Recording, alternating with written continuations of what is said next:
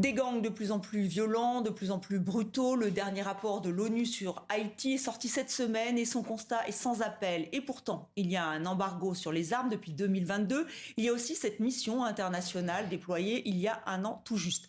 Le pays peut-il sombrer dans une guerre civile? Comment inverser la donne? On va plus loin avec nos invités. Bonsoir Jean-Marie Théodat.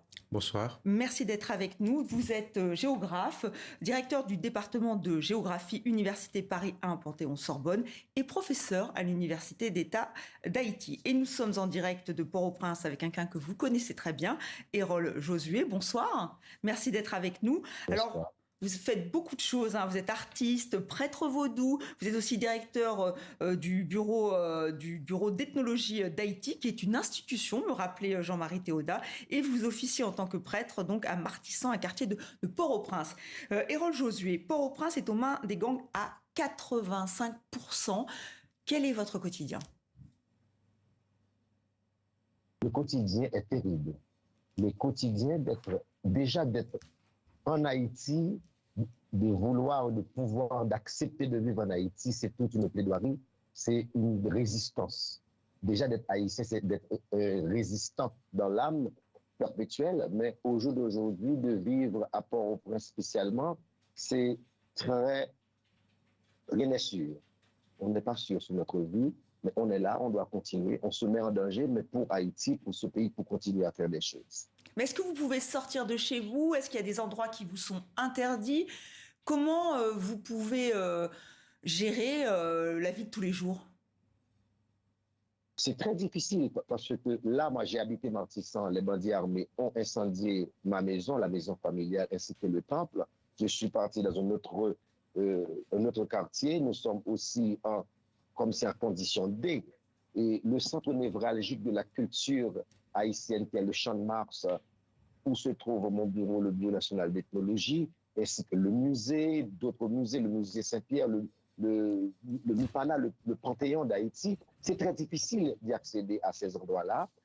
On est soit escorté par la police ou il faut avoir des astuces pour savoir dans quel quartier, à quelle heure il faut sortir, à quelle heure il faut laisser l'espace où on est, parce que les bandits vont frapper à telle ou telle heure, ils vont démarrer leur...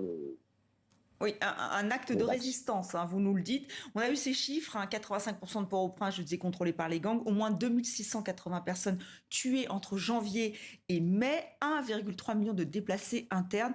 Jean-Marie Théodat, cette violence, elle se concentre sur Port-au-Prince ou maintenant c'est tout le pays qui est touché? Alors, on a presque envie de dire heureusement que pour le moment, cette violence est essentiellement localisée dans la région métropolitaine, mais l'on voit apparaître ce que j'appellerais des métastases vers la région du centre, vers l'Artibonite, vers la région des Nippes. Donc, c'est une menace qui a atteint, comme le disait le directeur Erol Josué, le centre névralgique du pays, le centre névralgique du pouvoir, et ceci représente une véritable mainmise sur l'état de droit. Et pourtant, la mission multinationale d'appui à la sécurité, pilotée par le Kenya et appuyée par l'ONU, a été envoyée il y a un an. Alors c'est vrai que les chiffres peuvent paraître dérisoires, 991 agents seulement, un équipement revu à la baisse. Est-ce que vous les voyez, ces agents, Erol Josué? Est-ce qu'ils patrouillent dans les rues? Est-ce qu'ils ont apporté quelque chose en plus ou pas? On voit la police haïtienne, on voit les chars, on nous dit que c'est des Kenyans qui sont dedans, effectivement. Mais on voit la police haïtienne, on voit un peuple qui lutte pour son lendemain, qui monte les brigades de vigilance. Oui, c'est plutôt les Haïtiens qui prennent leur sécurité en main, si je vous suis bien. Jean-Marie Théodat, la communauté internationale n'a pas été à la hauteur pour cette force internationale, multinationale?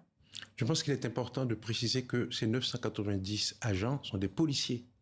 Des policiers donc avec des armes de maintien de l'ordre qui ne sont pas à la mesure des armes de guerre dont les bandits disposent en face. Donc on peut dire que ça a fait l'effet d'un pansement sur une jambe de bois.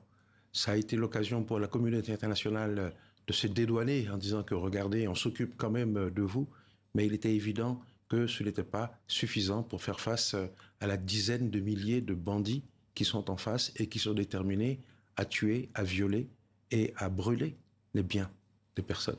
Et pourtant, il y a eu cet embargo sur les armes il y a 3 ans. Leslie Voltaire, ancien président du Conseil présidentiel de transition, était sur notre antenne et il est revenu sur ces armes qui circulent, comme vous venez de nous le dire. On l'écoute. La diaspora haïtienne, avec d'autres personnes aux États-Unis, peuvent acheter des armes et des munitions et les envoyer à travers la République dominicaine. Et comme la frontière est poreuse, ces munitions et ces armes atteignent le territoire haïtien. Et aussi, les anciens militaires colombiens, ils font un trafic d'armes et de munitions et de drogue qui vont aussi en Haïti. Jean-Marie Théodat, n'est-ce pas là le vrai problème? C'est-à-dire que la drogue, les cartels, en fait, c'est ça qui gangrène Haïti aujourd'hui? Par cette intervention, nous changeons d'échelle. C'est comme, si vous voulez, au vélo, on change de braquet selon le terrain. Ici, nous sommes en train de parler d'Haïti dans un contexte régional plus large. On se rend compte que Haïti, en tant que pays de la Caraïbe, est à mi-chemin entre la cordillère des Andes, où l'on produit plus de 90% de la cocaïne dans le monde, et le marché des États-Unis, la Floride, qui est le principal marché. Haïti sert de passerelle, Haïti sert de passoire, en quelque sorte, et c'est pour cela que nous sommes profondément déstabilisés par un système mafieux qui dépasse de très loin les capacités d'un petit État de droit pour essayer de défendre la justice, la liberté, l'égalité. Est-ce qu'il y a des relations avec les partis politiques, avec les hommes politiques, avec l'élite du pays? Ce que nous savons, c'est que les cartels se sont arrangés pour arroser tout le monde, en quelque sorte. C'est-à-dire, il y a aujourd'hui des personnalités politiques connues qui ont été sanctionnées par les États-Unis, sanctionnées par le Canada, dont les biens ont été mis sous séquestre par les pays dits du core group, et ceci souvent à cause de soupçons de connivence avec ces bandes de criminels. Donc il y a à l'évidence un lien entre politique et pourrissement de la situation sécuritaire en Haïti. Errol Josué, quel est votre point de vue sur cette question-là? Est-ce que les Haïtiens n'ont plus confiance en leurs hommes politiques? Bon, les Haïtiens n'ont plus confiance en rien, puisque c'est désolant ce qui se passe. Les hommes politiques, les politiques en Haïti, c'est spécial. Mais on n'a pas le choix. On ne veut pas faire vivre avec ce qui n'est pas possible, avec l'impossible, dans l'impossible. Mais les politiciens nous ont bernés, beaucoup de politiciens nous ont bernés, beaucoup de mensonges. Et moi, je suis du côté du peuple qui parle de complot, ce complot qui vient de partout, ce complot contre-révolution qu'Haïti a toujours vécu de cette contre-révolution depuis son indépendance. Mais est-ce que c'est pas... Est-ce que c'est une omerta? Vous parlez de complot, mais est-ce que ce n'est pas aussi le fait que c'est de profiteurs, en fait, et de criminalité? C'est aussi ça, mais c'est aussi un complot qui ressemble à cette contre-révolution. Depuis l'indépendance d'Haïti, les Haïtiens, Haïti traverse ces dilemmes.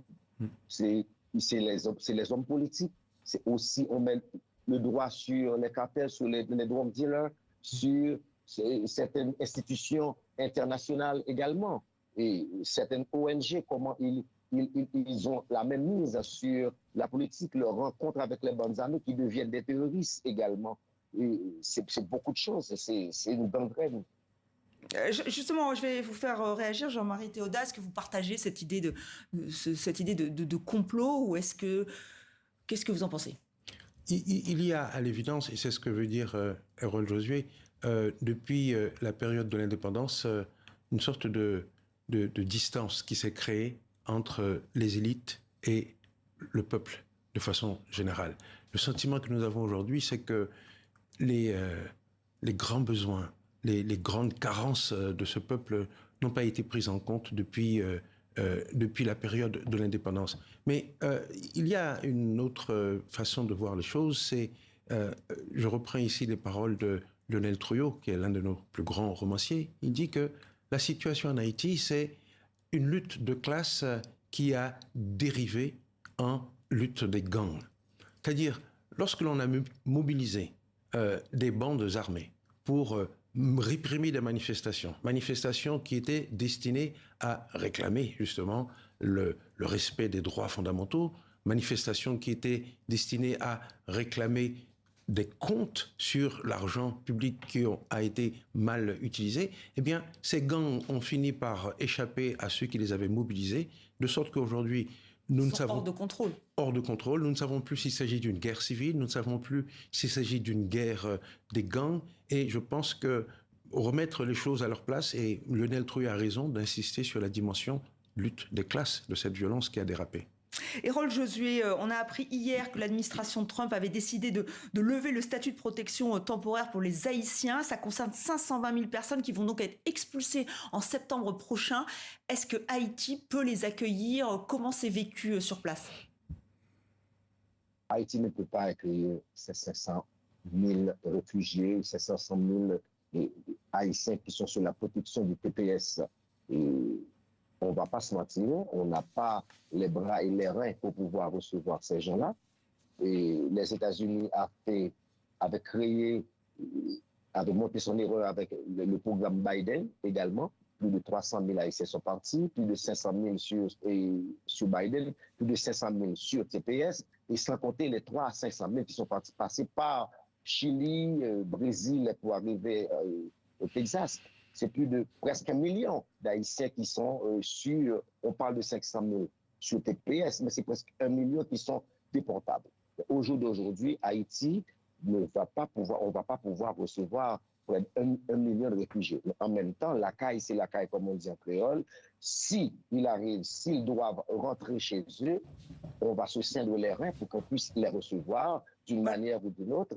Mais je pense, encore, je le redis, ça fait partie de ce complot-là. C'est quoi? On a fait rentrer ces Haïtiens, on les a donné le papier, et maintenant on les demande de repartir chez eux. Mais en même temps, encore, la caille, c'est la caille. Merci infiniment, Hérol Josué, d'avoir été avec nous en direct de Port-au-Prince. Merci, Jean-Marie Théodat, d'avoir participé à ce grand angle. Un plaisir. Merci à vous.